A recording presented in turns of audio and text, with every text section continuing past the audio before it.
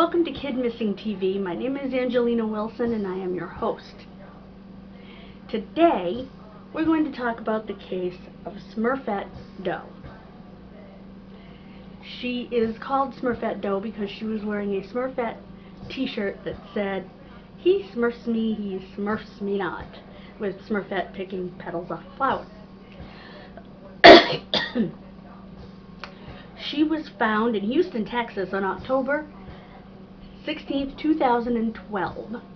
She was osteopenic, meaning she had very thin bones, but she was only aged 15 to 17 years.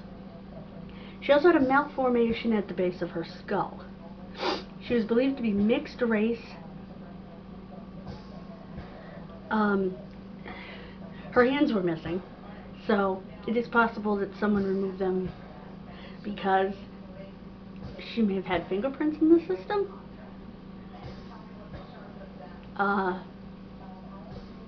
But hopefully DNA will help identify her.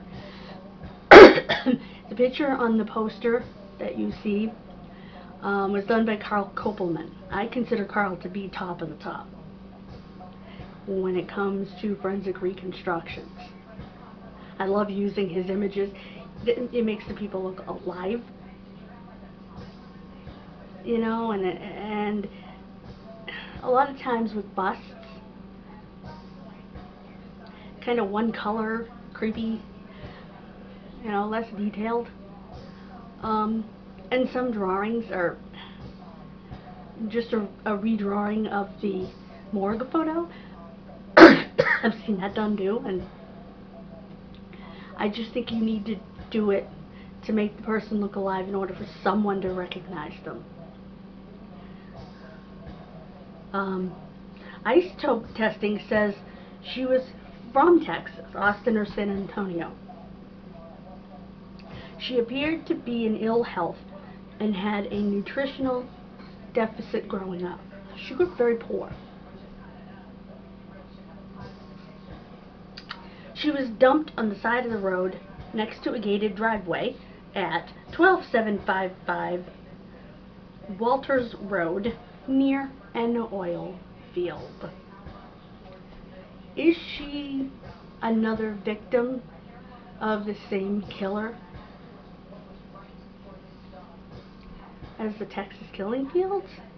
I find it interesting that she was found by an oil field, same area, so it is very possible one of the killers, because I think there was probably more than one serial killer working in the same area, is also responsible for her case.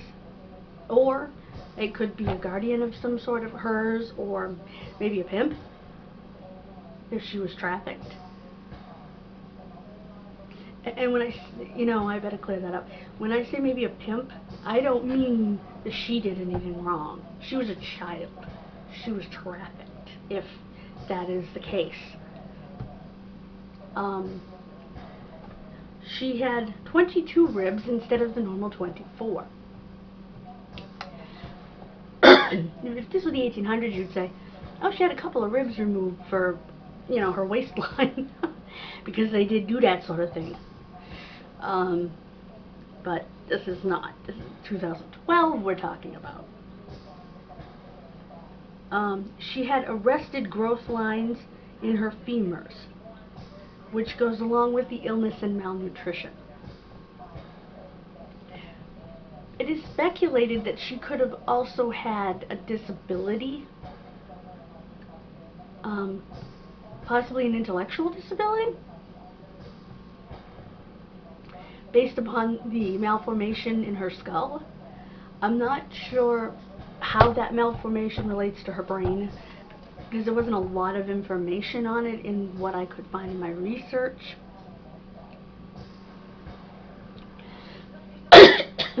But what arrested growth lines are areas they can see in the bone when they cross-section the bone. They cut it in half, and they can count the lines just like you can in a tree. And if there's differences, that will tell you that there was an area of issue, whether it be malnutrition, or in the case of a tree, it might be a drought. You know, so bones are very similar to trees in that way. She is currently at the Center for Forensic Science in Texas. The Center for Forensic Science in Texas, the one at Florida State University, and a couple others are amazing at what they do.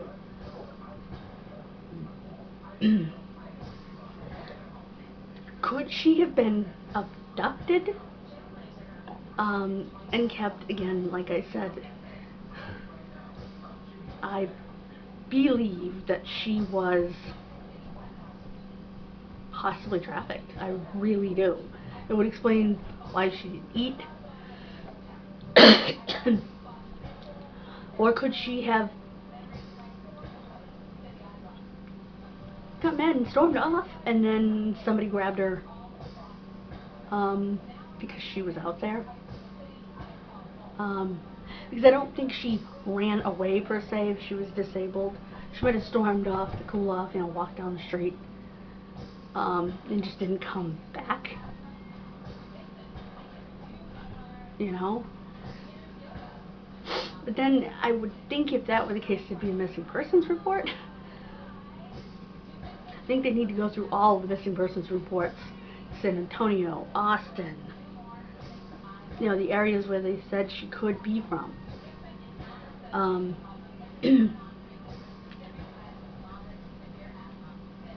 She had one very rare condition.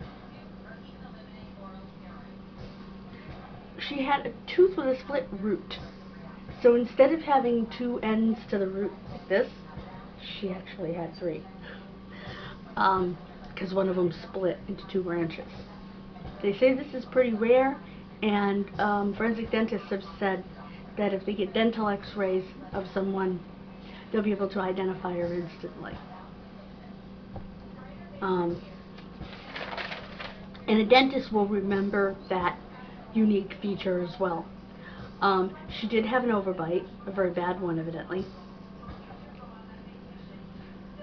They need to send her dental charts to all the dentists around Texas. This was 2012. This should be easy to solve.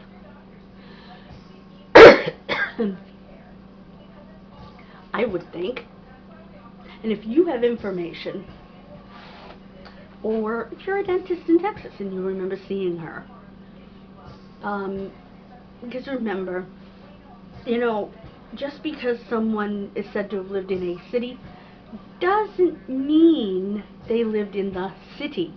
They could have lived in any one of the suburbs or small towns around that city. And they could have gone to the dentist in any one of the small towns around that city. So it takes a lot of effort to possibly find a small town dentist. We have two in our town, which is insane. There's not even 10,000 people and we got two dentists. But if you have any information, or if you are a dentist in the area and would like to look at the chart to see if you recognize it, please call the Houston, Texas PD at 1-512-424-5074. That's 1-512-424-5074. And I just want to say thank you to the families that have written to me.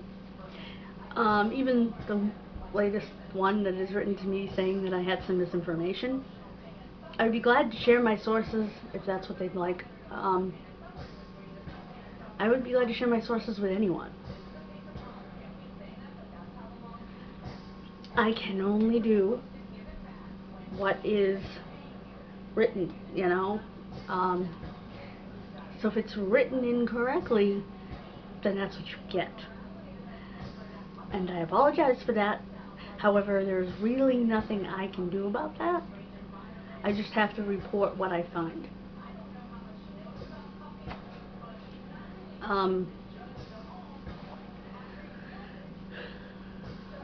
Well, I want to say thank you all for subscribing, liking, even disliking my videos. Please keep subscribing. Please keep liking. Keep commenting. Check out my other videos. You know, check out other people that I've mentioned in my videos.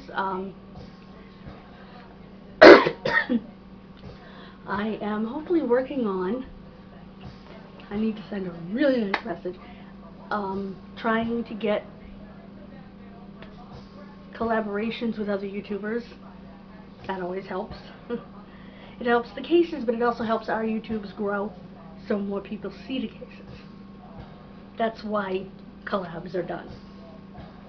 I just want to say thank you for joining me for my birthday broadcast. Have a great day, and God bless.